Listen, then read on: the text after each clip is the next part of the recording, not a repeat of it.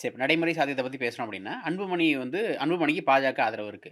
சரி அப்ப ஒரு வேள இப்ப ஏற்பட்ட முரணாவே தொடருது அப்படின்ற பட்சத்தில, பாஜகவுக்கு அன்புமணி ஆதரவு இருக்குன்னா, ராமதாஸ் என்ன ஆவார்? இல்ல கட்சி என்ன ஆகும்? ஏங்க ராமதாஸ் சட்டமன்றத்துக்கு நிக்க போறதில்ல, நாடாளுமன்றத்துக்கு நிக்க போறதில்ல, இல்ல எந்த தனித்து அதிகார விடப்படுவாரா அப்படின்னு பதவிக்கும் நிக்க ஆயிரும்ல. போறதில்ல. அ. சரி அவருடைய சொத்து மொத்தத்த மகனுக்கு தான் குடுக்க போறாரு.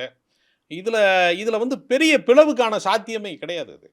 நீங்க வந்து இவரும் ஆக்டிவா இருக்கிறாரு, ம்ஹ்ம். அவரும் ஆக்டிவா இருக்கிறார்னா தான் அரசியல்ல 2 பிளவுகளாக அது மாறும்.